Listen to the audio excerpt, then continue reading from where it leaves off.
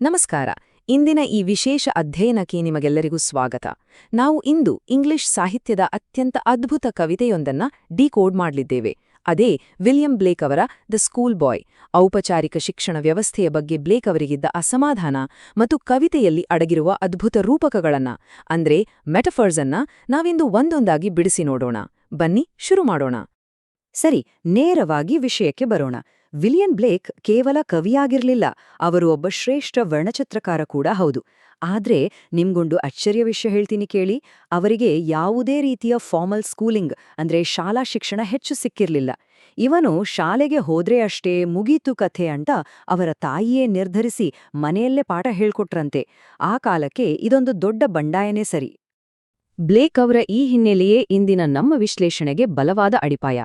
ಅವರ ಪ್ರಕಾರ ಬಾಲ್ಯ ಅಂದ್ರೆ ಅದು ಅಪಾರ ಸಂತೋಷವನ್ನ ಅನುಭವಿಸುವ, ಮುಕ್ತವಾಗಿ ಬೆಳೆಯುವ ಸಮಯ.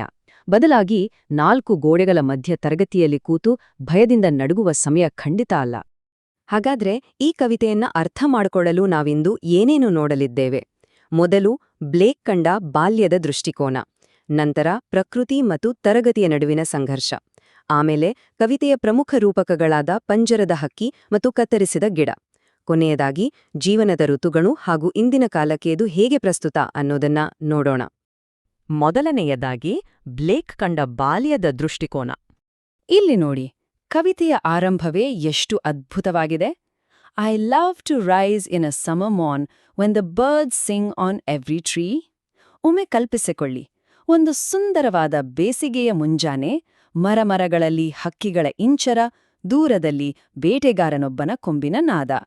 ಯುವ ಮನಸ್ಸಿಗೆ ಇರಬೇಕಾದ ಸ್ವಾಭಾವಿಕ ಸ್ವಾತಂತ್ರ್ಯವನ್ನ ಬ್ಲೇಕ್ ಅವರು ಈ ಸಾಲುಗಳಲ್ಲಿ ಬಹಳ ಸುಂದರವಾಗಿ ಹಿಡಿದಿಟ್ಟಿದ್ದಾರೆ. ಎರಡನೆಯದಾಗಿ ಪ್ರಕೃತಿ ಮತ್ತು ತರಗತಿಯ ನಡುವಿನ ಸಂಘರ್ಷ. ಮತ್ತು ಇದು ಪ್ರಕೃತಿ ಹಾಗೂ ಶಾಲೆಯ ನಡುವಿನ ಅಜಗಜಾಂತರ ವ್ಯತ್ಯಾಸವನ್ನ ಬಹಳ ಅದ್ಭುತವಾಗಿ ವಿವರಿಸುತ್ತದೆ. ಆ ಸುಂದರ ಬೇಸಿಗೆಯ ಮುಂಜಾನೆಯ ಖುಷಿಯೆಲ್ಲ ಅಯ್ಯೋ ಶಾಲೆಗೆ ಹೋಗ್ಬೇಕಲ್ಲ ಅನ್ನೋ ಒಂದೇ ಒಂದು ಆಲೋಚನೆಯಿಂದ ನುಚ್ಚು ನೂರಾಗುತ್ತೆ. ಹೊರಗಿನ ಪ್ರಪಂಚದಲ್ಲಿ ಜೀವ ಕಳೆಯಿದ್ದರೆ ಶಾಲೆಯ ಆ ಸರ್ವಾಧಿಕಾರಿ ವಾತಾವರಣದಲ್ಲಿ ಕ್ರೂರ ಕಣ್ಣುಗಳ ಕಾವಲಿನಲ್ಲಿ ಮಕ್ಕಳು ನಿಟ್ಟುಸಿರು ಬಿಡುತ್ತಾ ಹತಾಶರಾಗಿ ಕೂರ್ಬೇಕಾಗುತ್ತೆ. ಕವಿತೆಯಲ್ಲಿರುವ ಕೆಲವು ಹಳೆಯ ಇಂಗ್ಲಿಷ್ ಪದಗಳನ್ನ ನಾವು ಅರ್ಥ ಮಾಡ್ಕೊಳ್ಬೇಕು. ಲರ್ನಿಂಗ್ಸ್ ಬವರ್ ಅಂದ್ರೆ ಆಹ್ಲಾದಕರವಾದ ಕಲಿಕೆಯ ಮಂಟಪವಾಗಿರಬೇಕು.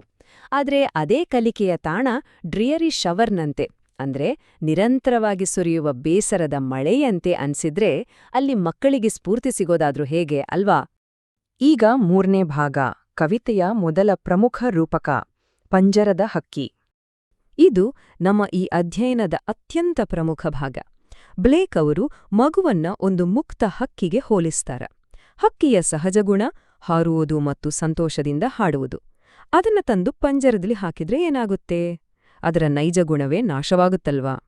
ಹಾಗೆಯೇ ಕಟ್ಟುನಿಟ್ಟಿನ ಶಾಲೆಯೆಂಬ ಪಂಜರ ಮಗುವಿನ ಒಳಗಿರುವ ಸೃಜನಶೀಲತೆಯ ಕಿಡಿಯನ್ನ ಸಂಪೂರ್ಣವಾಗಿ ನಂದಿಸ್ಬಿಡುತ್ತೆ.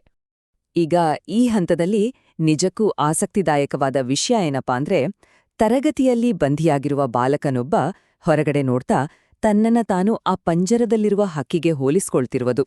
ಆತನ ಆತಂಕ ಹಾಗೂ ಆತನ ಮೇಲಿರುವ ನಿರಂತರ ಕಣ್ಗಾವಲಿನ ವಾತಾವರಣವನ್ನ ಬ್ಲೇಕ್ ಈ ರೂಪಕದ ಮೂಲಕ ನಮ್ಮ ಕಣ್ಣಿಗೆ ಕಟ್ಟುವಂತೆ ಮಾಡಿದ್ದಾರೆ.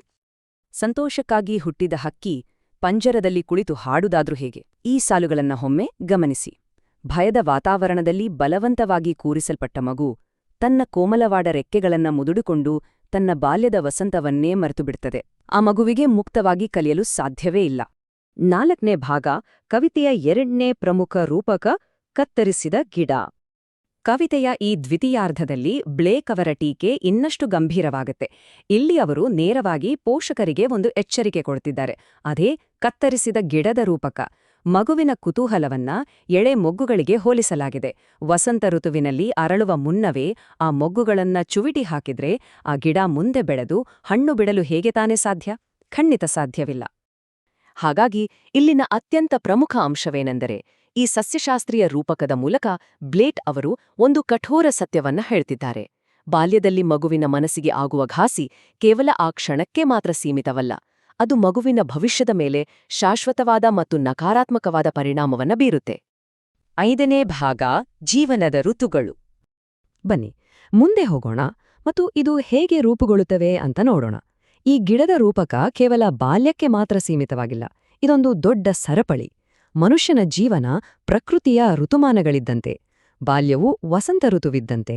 ಅಲ್ಲೇ ಮೊಗ್ಗುಗಳು ಕಮರಿ ಹೋದ್ರೆ ಬೇಸಿಗೆಯಲ್ಲಿ ಅಂದ್ರೆ ಪ್ರೌಢಾವಸ್ಥೆಯಲ್ಲಿ ಜ್ಞಾನದ ಫಲಗಳು ಸಿಗಲು ಹೇಗೆ ಸಾಧ್ಯ? ಸಂತೋಷದಾಯಕ ವಸಂತವಿಲ್ಲದೆ ಕೇವಲ ಬಂಜರಾದ ಮತ್ತು ಕೊರೆಯುವ ಚಳಿಗಾಲ ಅಂದ್ರೆ ಹತಾಶ ಭವಿಷ್ಯ ಮಾತ್ರ ಉಳಿಯುತ್ತದೆ. ಕೊನೆಯದಾಗಿ 6ನೇ ಭಾಗ, ಇಂದಿನ ಕಾಲಕ್ಕೆ ಇದರ ಪ್ರಸ್ತುತತೆ. ನಾವೀ ಅಧ್ಯಯನದ ಕೊನೆಯ ಭಾಗಕ್ಕೆ ಬಂದಿದ್ದೇವೆ. ಸುಮಾರು 200 ವರ್ಷಗಳ ಹಿಂದೆ ಬರೆದ ಈ ಕವಿತೆ ಇಂದಿನ ನಮ್ಮ ಆಧುನಿಕ ತರಗತಿಗಳಿಗೂ ಎಷ್ಟು ಕರಾರುವಾಗಿ ಅನ್ವಯಿಸುತ್ತೆ ಅಲ್ವಾ? ಶಿಕ್ಷಣ ಅನ್ನೋದು ಜೈಲಿನ ಶಿಕ್ಷೆಯಾಗ್ಬಾರ್ದು. ಅದು ಮಗುವಿನ ಚೈತನ್ಯವನ್ನ ಪೋಷಿಸುವಂತಿರ್ಬೇಕು. ನಾವು ನಮ್ಮನ್ನೇ ಕೇಳಿಕೊಳ್ಳಬೇಕಾದ ಅಂತಿಮ ಪ್ರಶ್ನೆ ಇದು.